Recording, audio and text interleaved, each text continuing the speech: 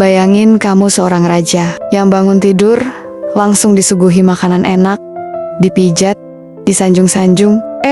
Tiba-tiba kamu diseret ke hutan, dijual jadi budak, dan disuruh belah kayu sampai tangan kapalan. Nah, itulah yang terjadi pada Raja Harun al-Rasyid. Dan yang bikin ulah, siapa lagi kalau bukan Abu Nawas? Tapi tunggu dulu. Ini bukan cuma soal lucu-lucuan. Di balik kejahilan ini, ada pelajaran yang bikin kita tercenung. Yuk, kita mulai ceritanya. Siap-siap ketawa, terharu, dan deg-degan bareng ya. Zaman dulu, ada satu orang di kerajaan yang terkenal bukan karena kekuatan, tapi karena kecerdikannya. Ialah Abu Nawas. Ia bukan penjahat, bukan pula penyihir, tapi dia adalah orang yang selalu bisa bikin Raja Harun al-Rasyid garuk-garuk kepala sambil bilang, "Abu Nawas, kamu bikin aku pusing 7 keliling." Tapi, meskipun sering diminta bantuin menyelesaikan masalah kerajaan, Abu Nawas juga sering dijahili sang raja. "Aku ini bukan penasihat, tapi korban bulian kerajaan," gerutu Abu Nawas sambil ngunyah roti kering. Sampai suatu hari, muncul ide gilanya. Kalau aku pernah dipermainkan raja, sekarang giliran raja yang aku permainkan. Tapi, bukan balas dendam. Ini demi membuka matanya bahwa rakyatnya masih banyak yang menderita. Suatu pagi, Abu Nawas menghadap Baginda Raja dengan senyum penuh teka-teki. Abu Nawas berkata, "Baginda, ada satu hal ajaib yang harus Paduka lihat sendiri dengan mata kepala." "Apa itu, Abu Nawas?" tanya Raja. Jawab Abu Nawas, "Sesuatu yang bahkan dalam mimpi pun Baginda takkan bisa membayangkannya." Mata sang raja membulat. "Kalau begitu, cepat tunjukkan." Tapi Abu Nawas dengan ekspresi sok misterius berkata, "Tapi, kalau Baginda tak menyamar jadi rakyat biasa, nanti malah jadi tontonan umum." Tanpa curiga, sang raja setuju. Dengan jubah kusam, wajah penuh debu, dan kaki ceker ayam, maksudnya telanjang kaki, berangkatlah mereka ke sebuah hutan yang katanya ada sesuatu yang luar biasa.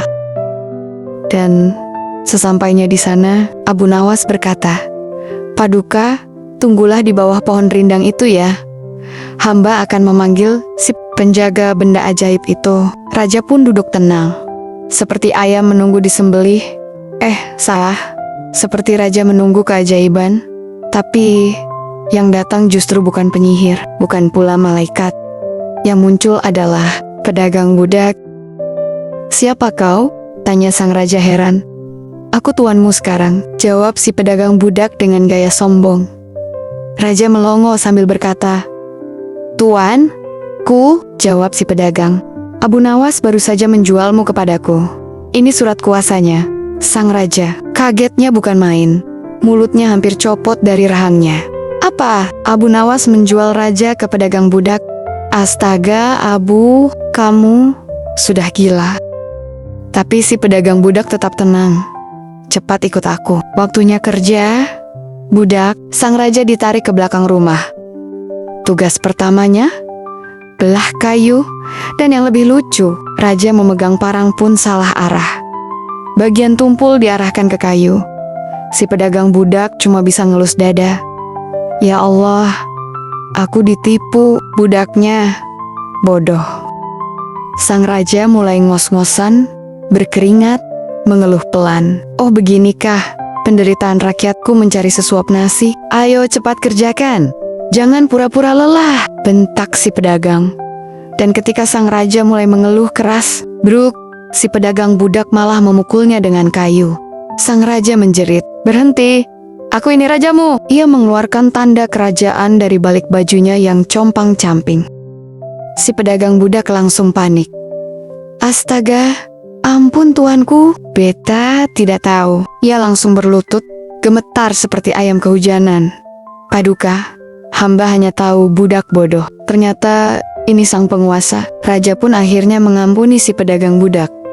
"Kau tak tahu, tapi Abu Nawas, dia pasti sudah gila." Dengan wajah penuh dendam lucu, raja bersumpah, "Kalau dia di depanku sekarang, sudah kupecahkan seperti telur dicobek. Tapi setelah kemarahan reda, sang raja termenung. Sebenarnya, Abu Nawas tidak salah. Aku selama ini terlalu sibuk di istana, tak melihat langsung penderitaan rakyatku. Apa yang dilakukan Abu Nawas mungkin ekstrim, tapi itu satu-satunya cara agar mata sang raja terbuka bahwa menjadi pemimpin bukan soal duduk di singgasana, tapi soal merasakan apa yang rakyat rasakan. Nah, gimana teman-teman? Kalau kamu jadi Abu Nawas, berani nggak ngeprank rajamu sendiri demi menyampaikan kebenaran? Tulis di kolom komentar ya. Apakah kamu tim Abu Nawas licik tapi cerdas? Atau tim raja harusnya nggak gampang dibodohi? Jangan lupa klik like kalau ceritanya bikin kamu ketawa sekaligus mikir. Subscribe juga biar nggak ketinggalan kisah legendaris lainnya.